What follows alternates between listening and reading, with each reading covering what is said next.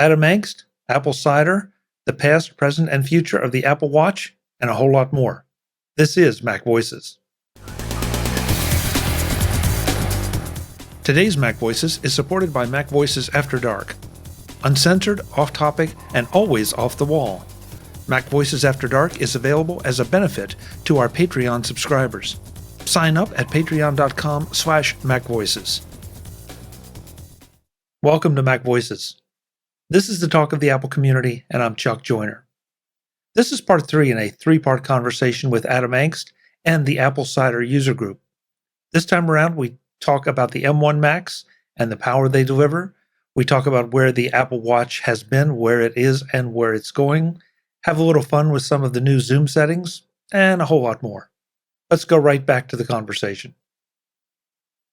Yeah, I did an article a while back. It's really fascinating that the Apple basically went big on 5K. It was like, the 5K iMac, and this was, as everyone agreed, it was just gorgeous. And there were like 10, 12 other 5K monitors that came out fairly quickly afterwards. And then one by one, they all disappeared until all that's left is the LG. And that is the only 5K monitor you can find, which I think is a shame. But because I can see the difference between 4K and 5K, relatively easily. Well, and a lot of it was targeted at the video professionals again, where you'd have a 4K content, so you'd have your 1,000 pixels around the outside for your palettes and your tools. Precisely, yeah.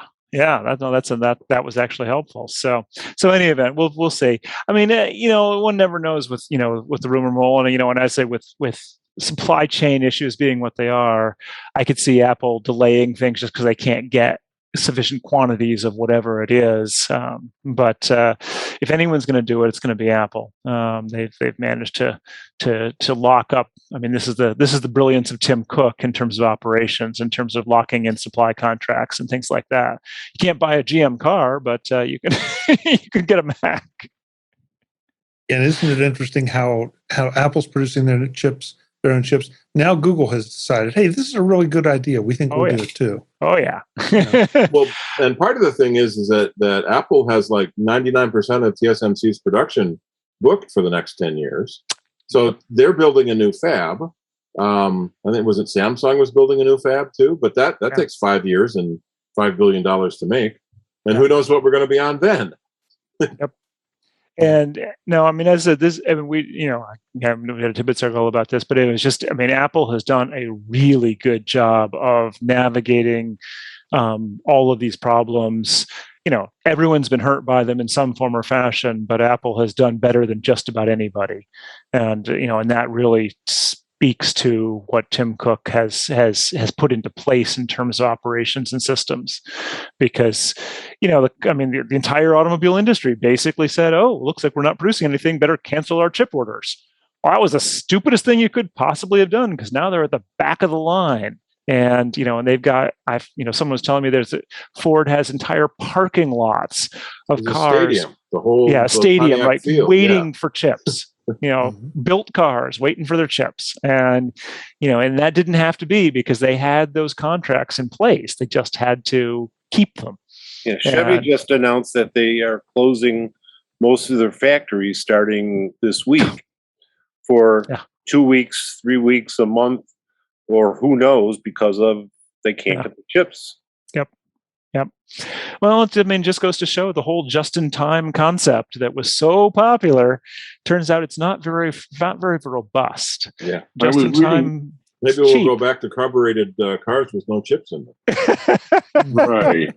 I was reading an article about that business with the just-in-time and so on, and I don't know. The article claimed that Toyota was the one exception that had actually kept not a backlog, a headlog, whatever, right, of chips available. Yeah. The point being with just-in-time that if it's a component that's easily made by some other company in a hurry, like plastic and interior paneling or something like that, fine, just keep a 1 month supply or something. But the chips that take at least 6 months to even start making them, am I correct? No, you don't do that. You keep yourself about a half a year's worth ahead. And to be fair, what they didn't anticipate with the pandemic is the things that would sell like hotcakes were electronics. Right. And so all the chip companies, it's not like we lost chip manufacturing. We're making as many chips as we ever did. It's just the demand for them went up hugely in some sectors. And when the car companies dropped their contracts, chip companies were like, okay, we're going to make chips for, coffee machines and air conditioners and whatever else people are buying. And once those things started taking over the assembly lines or the manufacturing lines, then it was too late for the car companies to come back in. You might be right about Toyota. And I small data point. My in-laws actually just bought a new RAV4, and they did have to wait. It wasn't on the lot or anything, but it's only like a month or two, something like that. It wasn't a terrible wait. And so at least they are being made, but it was, like shipped from Japan. This was not one they made in the US. So it is possible that Toyota has a little bit better leg up than some of the other companies. Yeah. Like the RAV4. I say that because I have a RAV4. That's why. This one's my parents have an older one. This is a super, brand new one. And it's definitely got lots of chips inside because of the features this puppy has. Oh yeah. The feature that I like that I'd never seen before is if you're the person with the key fob in your pocket, you can just kind of kick your foot underneath the rear bumper to open the hatch. When your arms are full of groceries, like the commercial shows. I was like, what a good idea. I'd not seen that before. So yeah. So any event, but yeah, these things are computers now. There's no question about it. And there's a lot of processing that goes on. At every DEF CON now, they've got the automotive pavilion, yes, and the hackathons, and so if you can break into a car. In fact, what was it last year? 2 years ago? They showed was it a Ford? Yeah, they took control of one while driving. Yeah, a remote hack. Because the cell phone numbers in the OnStar type system were all sequential. And so somebody was able to do a remote control hack over the internet and, in essence, take full driving control of the car. And they showed it off under controlled circumstances with people knowing what they were doing. But, imagine, that happening if you didn't know what was going on. Yeah, there's already been TV plots where they've done that. Well, so folks, do we have a topic for tonight? And the other question is, it's getting a little later. We usually take a break about this time for 10, 15 minutes and then come back. So what are we doing? Well, I'm going to have to go fairly soon because I've been actually talking since 5 o'clock. So, is there something specific we would like to cover for 15 or 20 minutes, maybe, and then I could call it a night and people could keep chatting? Oh, that would be fine too. I don't know what was planned tonight, so that's why I'm asking the question. Well, so Chuck and I were talking about this a little beforehand, and obviously we're before Apple's announcements, so we could talk a little bit about what we're expecting. We did a little bit about with the iPhone 13, Apple Watch Series 7 are the main things that are expected, and obviously the new operating systems: iOS 15, iPadOS 15, macOS 12 Monterey, and watchOS 8. So we could go into some of those kinds of things. Perhaps the big thing that I would say if I was gonna kind of bundle it all up into one topic rather than going specific, is that I've been fascinated this year by how integrated all the features are. In previous years, we've been able to say, here's what's new in iOS, here's what's new in iPadOS, here's what's new on the Mac. And they've been relatively unique. Obviously, iOS and iPadOS are always more the same, but it's been, features here, features there. This year, holy cats, it's all just the entire Apple ecosystem gets a feature. And very little has been specific. So some of the closest things, iPadOS gets some multitasking features that are going to be extremely welcome. And that's, makes sense that those are iPad only because nothing else really needs them. And then there's the universal control feature, which allows you to use an iPad as an extended desktop for your Mac. And that's actually tested that on a trip last week for the first time. Works pretty well. It's kind of neat. There's still a little. I mean, obviously it's a beta, so there's still some bugs. But yeah, you just go into kind this. of extends the screen sharing they're doing now, or no Sidecar. To use Sidecar, your iPad as a second monitor. It's just it's just right into the displays pane there. It's really easy to use. But what's kind of cool about it, I never used Sidecar. I had no real need for it. But for Universal Control, it's like the Mac monitor is just like an app. And so, it looks like an extended Mac monitor. And then you push, I have an iPad Pro with Touch ID. So I push the button on the iPad and it goes back to the iPad home screen. And I can switch back to the Mac monitor by just tapping an app in the dock, which is kind of neat. So you can switch back and forth between having it be a monitor and an iPad really easily. So those are some of the unusual, specific features. But pretty much everything else, like FaceTime, gets a whole lot more like Zoom, frankly. But those features are across every one of the platforms. And maybe SharePlay, that's why the announcement name is California Streaming. Could be. Everything now streams. Everything now streams. I'm a little interested by that because one of the big features that was the feature that was the top of all of the feature pages was what Apple calls SharePlay. And the idea was, hear me out here, was that while you're on a FaceTime call with your friends and family, you can all watch a movie or listen to the same music together. And this, in Apple's mind, was apparently a huge feature in pandemic world. I'm frankly dubious, but then again, I'm in my 50s, so maybe I don't know. I'm not thinking the way the kids think these days. But nonetheless, Apple found that it was too hard and actually officially delayed the feature. So that'll be coming out later this year, they say. I have a niece who routinely did that with a friend of hers using Skype. Mm-hmm. They would do a Skype call and watch a movie together. I don't know how it worked.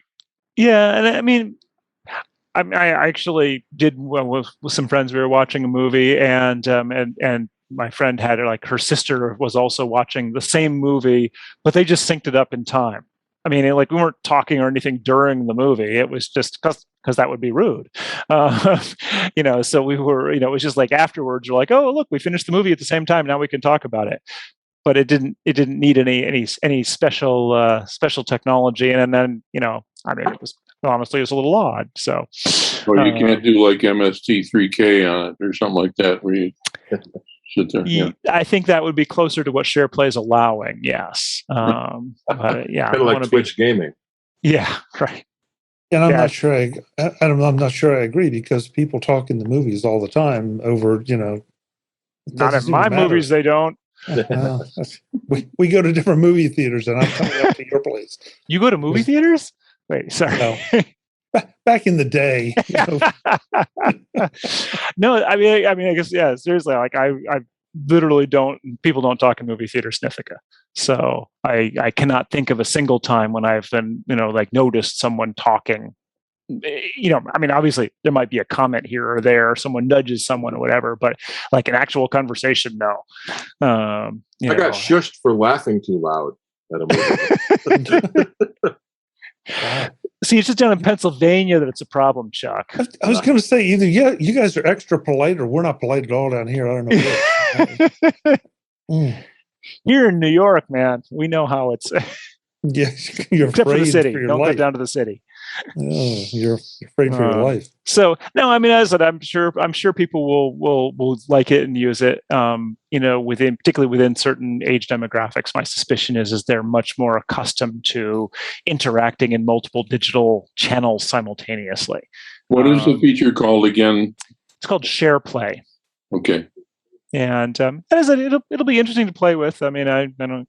And most of the other FaceTime features that Apple introduced are extremely good. That they're just all what Zoom already has, like Grid View, for instance.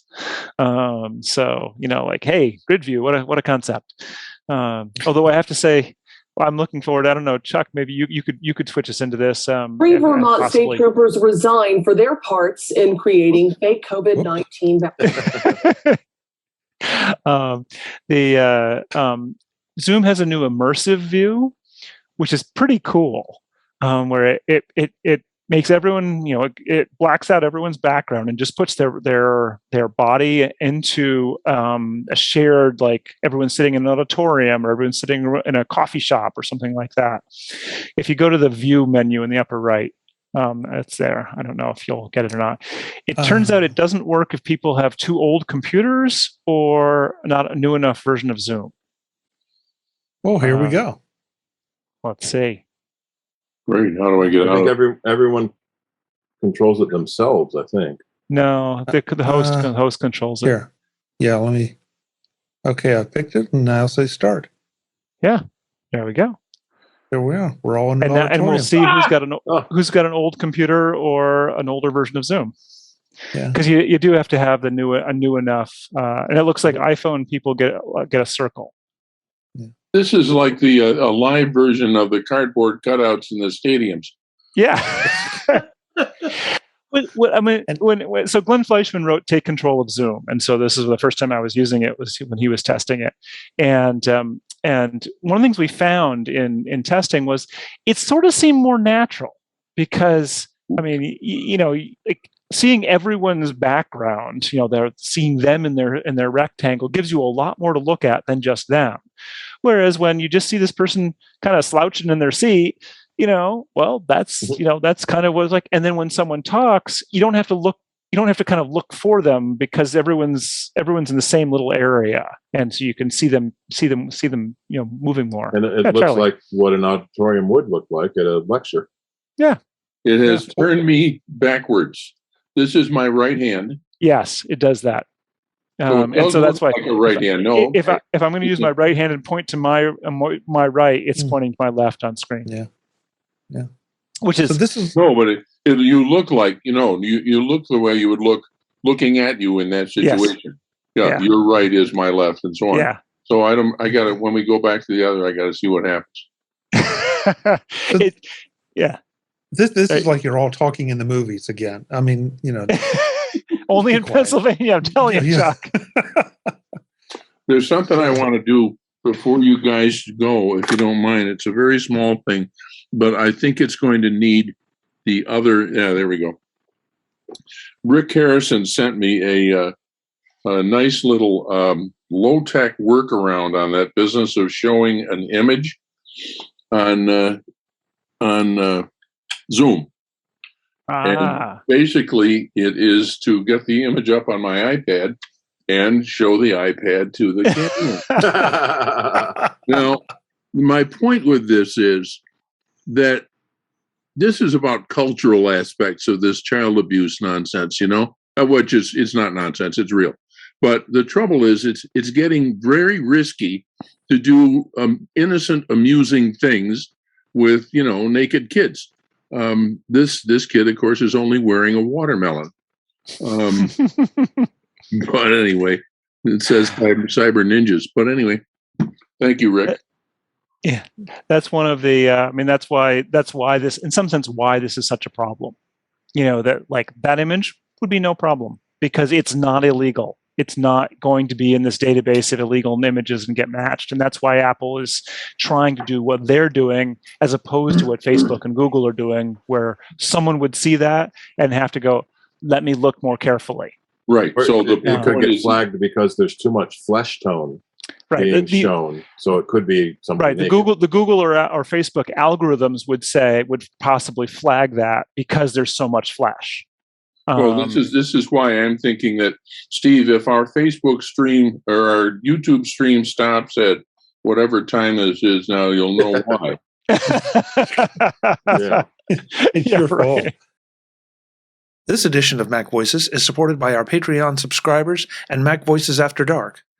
Ever wonder what happens before the MacVoices live shows? Or what happens when the show ends? Or after the live feed closes? That's where MacVoices After Dark comes in. If you are a Patreon supporter at any level, you get access to the video of our off-camera conversations. Uncensored, unedited, and always off the wall. It's a small thank you to our Patreon supporters who want to peek behind the curtain. Become a Patreon subscriber at patreon.com/MacVoices. And thanks to everyone who supports the show. It's your fault. Adam, before we go, I did want to hear your thoughts on the Apple Watch.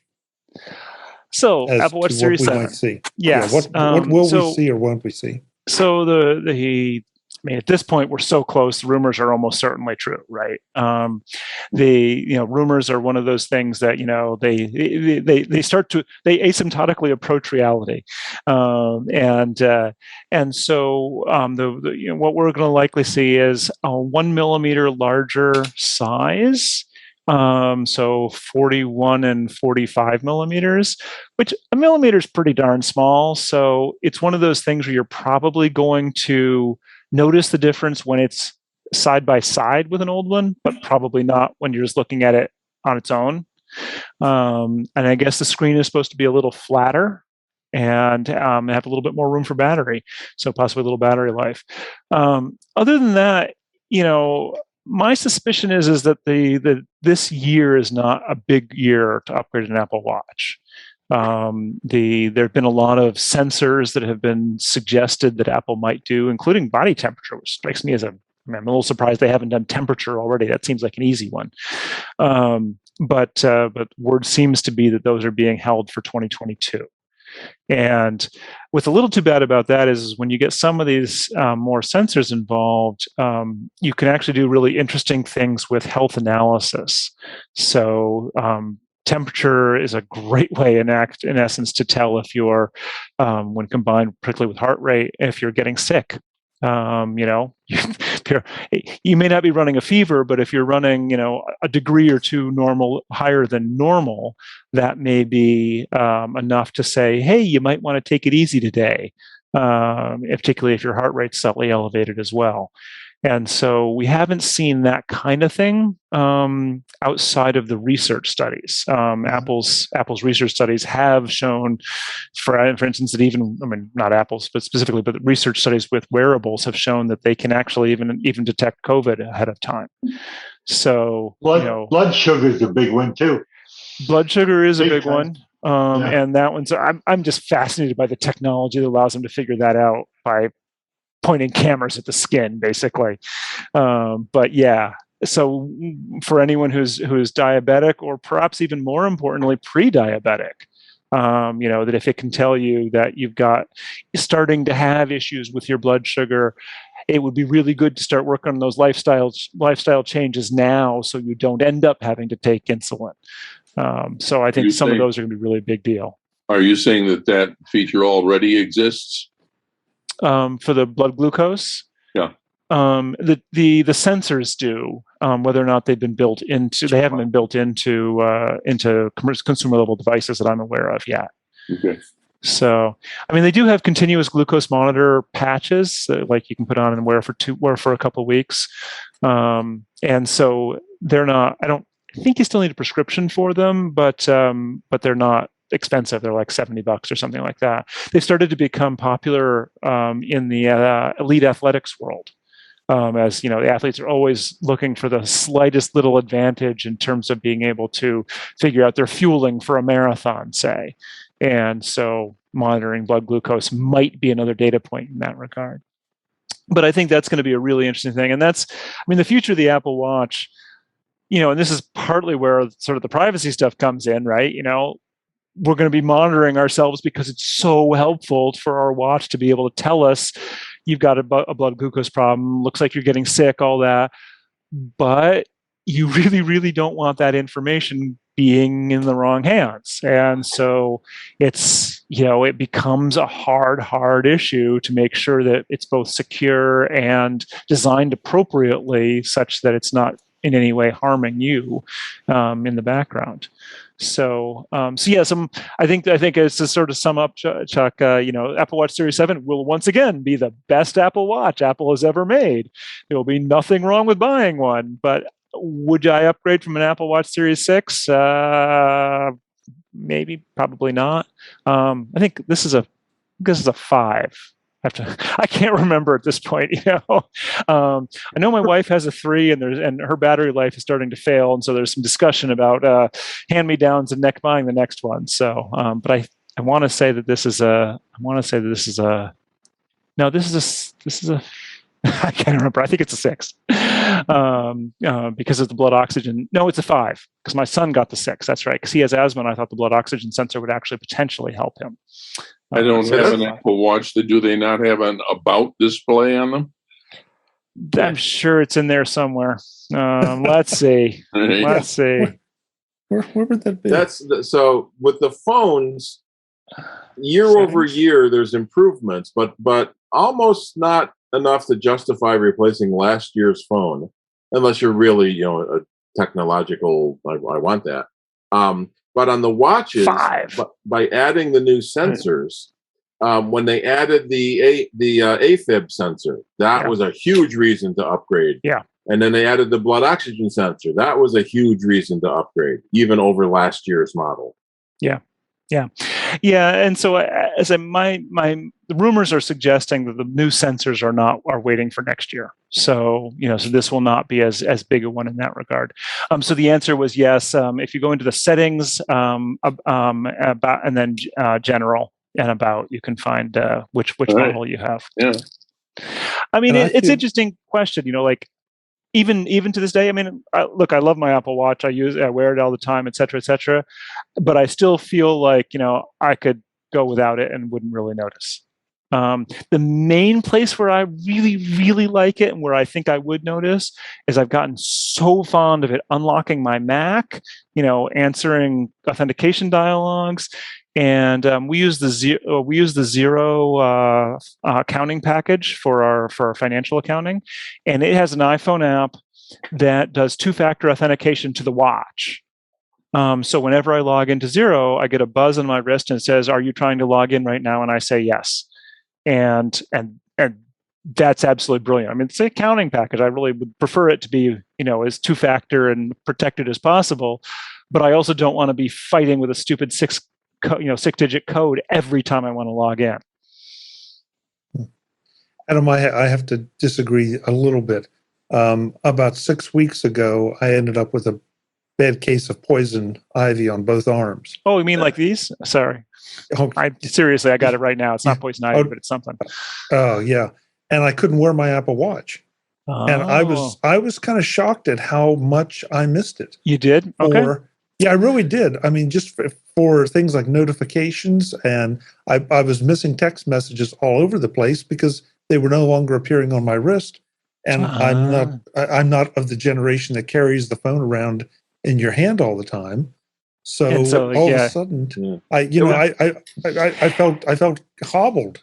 It's an interesting question, and I should probably test it to put my at least my wrist where my mouth is. So it was an interesting social thing that wristwatches kind of died off so fast when everyone started having a phone in their pocket to tell the time, and then how fast they came back when the Apple Watch came out. There were Fitbits were popular, but it really exploded with the Apple Watch with so many different things. I use mine for notifications.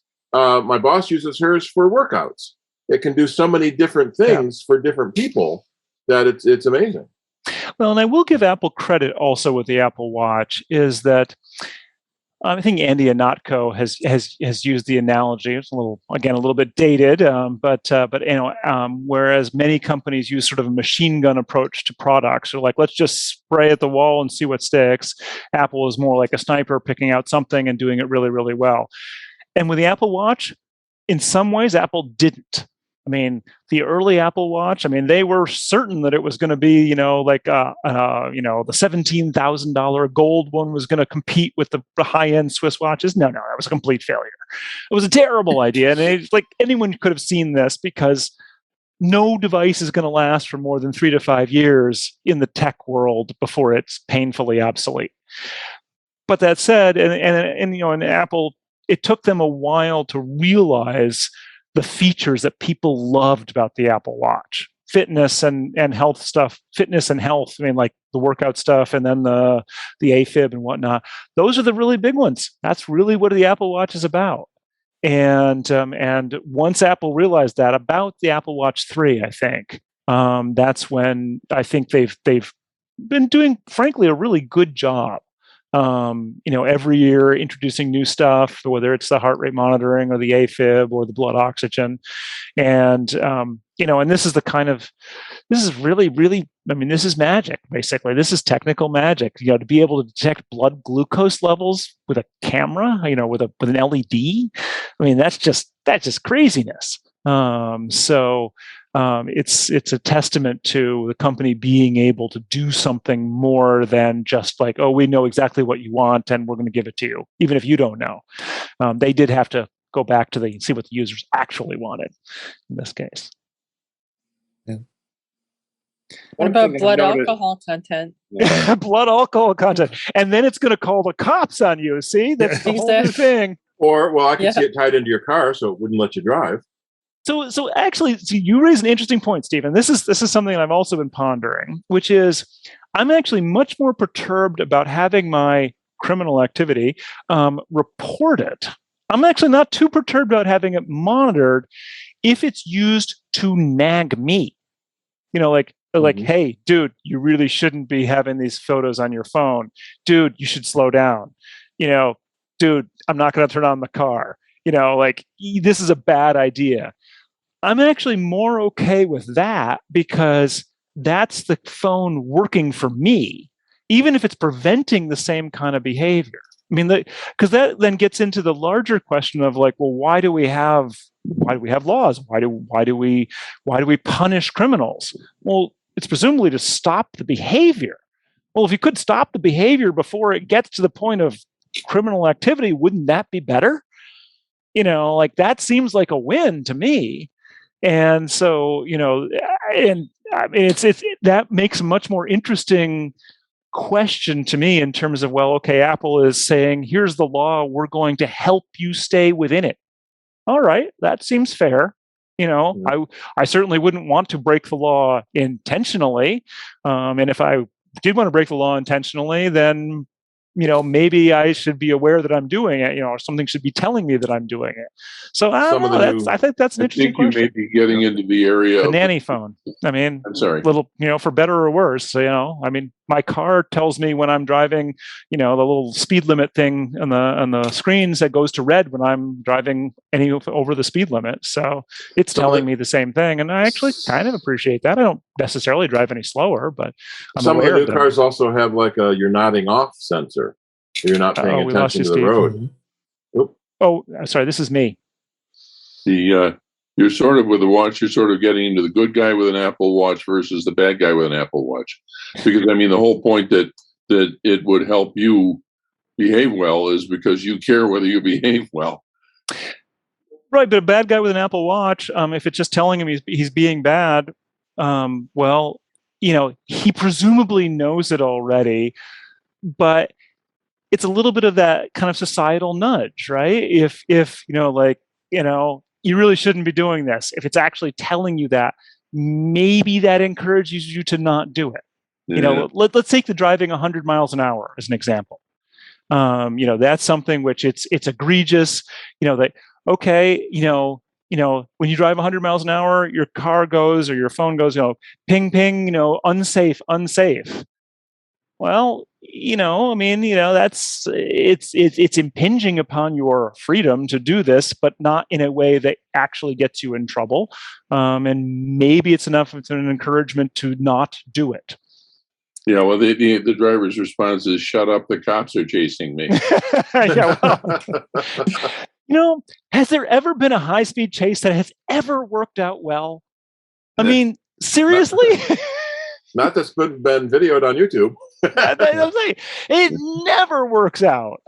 Sometimes it works out badly for other people. Like innocent bystanders or the cops or whatnot, but it never works out well for the bad guy. I saw one the other day, a motorcycle outran the police car behind him, and like 2 minutes later goes flying by another police car who then pulls out and starts chasing him. If you just slowed down in the middle there, you've been fine. The police have radios and they have airplanes if it comes to that. Come on, this never works out. don't you people watch TV or YouTube? You should know that it never works out. Yeah, but what? It's a small jump from that to warning you to actually having it the car drive itself to the police station. And well, see, but if the car can drive itself, I mean, if we're talking robocars, they're going to obey the law anyway. So, so if it's driving itself, then it's not gonna break the law, period. So it'll just go where you want and you'll be fine. Yeah, I would love a self-driving car that I could get in and say, take me home. And I could read my book, or I could, nap. And you don't care if it drives 55 as opposed to 58. Mm-hmm. Right? You would probably go 58, just because. But if all the cars were robots and they all could talk to each other, they would all go faster. Yeah, wow, that's a whole other thing. I love the robocar stuff. There's a guy named Brad DeLong who writes about this. If you ever are not Brad DeLong. Brad DeLong's a different Brad. I'm blanking out his name. I'll figure it out. But he writes about robocar stuff, and it's just Brad Templeton. That's what it is, and it's just fascinating the amount of progress that's being made, and yet still the hurdles to overcome, many of which are societal or regulatory. I mean, the technology is pretty good, and these questions come up within when does the technology get good enough that we're okay with the other sides of it? I mean, we let teenagers in cars, for God's sakes. They are horrible drivers. We're Waymo and the other self-driving cars are probably better than teenagers are easily now, but we're still concerned about letting the car be in charge. I remember reading about a case where a self-driving car got stuck in a blocked lane, and couldn't move over because nobody would let it in. And being a safe car, it wouldn't move over until there was a spot. So they had to rewrite the software. So you should just pull out a little bit. Someone will probably let you in. So Malcolm Gladwell actually went and tested the Waymo cars in Chandler, Arizona, wherever it is they're live. And what he discovered was fascinating is that the cars will, of course, cede to pedestrians. So in a world full of robo cars, pedestrians can walk anywhere without fear of being hurt. So you'll just cross the street whenever you want, and all the cars will stop for you. Unless there's two pedestrians over here, and then it will hit you because it's less than hitting two. It's an interesting problem because in essence, the pedestrians could shut the cars down by just refusing to move, in essence, or there being too many of them. So again, there's some interesting issues we're gonna run into when robocars become a real thing. That said, in Ithaca, where it's everything's spread out, we're not gonna have any issues. I'm signing up as soon as they've got them. Particularly because I'm 53 now, so I figure by the time they're taking my license away, I damn well want a robocar. Obviously, the Uber out in Arizona that killed that woman with a bicycle was not up to that level yet. No, and the safety driver wasn't even paying attention. I mean, that was the worst. Where it's set to don't brake till you see the whites of their eyes. Yeah, well, Uber is also not a company that you want to put your safety trust in. No. But then you look on the other side of that equation. How many people die in regular car accidents per mile versus how many people have died in self-driving car accidents? Well, that's their whole argument, is that it would be safer. Yeah.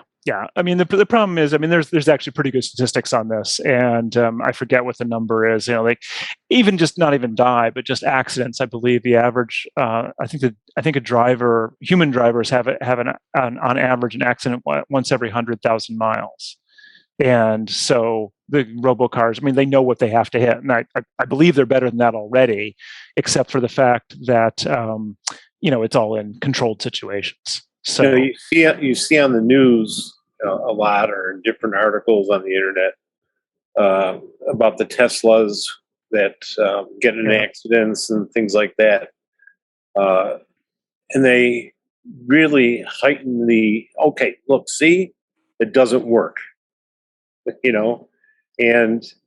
if you really take, like you said, take the whole the whole gamut. It's probably safer than people driving cars. And most I think a lot of, especially Tesla, a lot of that was a marketing issue. They should not have called it autopilot because it isn't. It isn't, and a number of the Tesla accidents have been people being stupid with the autopilot. So there's, again, the Brad Templeton guy I was referring to talks about the different levels of self-driving. And Tesla's not at level 5 is the fully autonomous, and Tesla's not there. They're not even. I don't think they're at 4. I forget what the exact definitions of each one is. But like our 2015 Subaru has cruise control where it can follow people at the right speed and things like that. So I mean that's I forget 2 or 3, and so we're working our way there. But you have to know what their limitations are. Like the Subaru can follow just fine, but it's not gonna be able to handle the turning or changing lanes. It doesn't do that. Some of the newer cars can actually do some of that.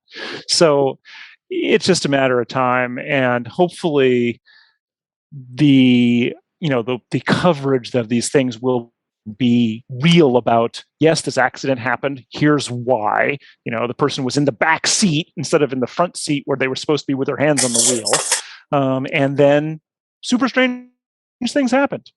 Even when the first cruise controls came out, there were stories about people who misunderstood what it did, and the apocryphal story about the guy in the motorhome that went in the back to make a sandwich because it was on cruise control. But I remember, precisely. I remember years ago, for some country in Europe, I forget which one it was. They were working on something they called the auto train, which was a special lane they set aside where you had a thing on the back of your car, and the car behind you would follow that thing. And so you could get 8 or 10 cars, however many cars you wanted in this train, in this special lane, going extra fast because the cars were all talking to each other. And then if one car peeled off, then the rest of them, would clump back together again. And only the first car in the train actually had to have the steering. Well, and actually there's also huge fuel advantages to that because you're drafting. So because they could drive much more closely together and things like that. But well, we could go on like this for hours, but I actually haven't had dinner yet, so I'm actually getting kind of hungry. Thank you very much. It's been great talking with everyone. Yeah, thank you. Yes, Adam. and thank you, Adam, Chuck. Thank you, Adam. For both of you for coming for our meeting this month. Yeah, interesting as always. Visit MacVoices.com for show notes and to connect with Chuck on social media. Get involved in our Facebook group or like our Facebook page, and get more out of your Apple tech with MacVoices Magazine, free on Flipboard and on the web. And if you find value in it all, consider supporting us through either our Patreon campaign at patreon.com/MacVoices or by making a one-time donation via the PayPal link on our front page and in the show notes of each episode. You will join these fine people who help bring you Mac Voices.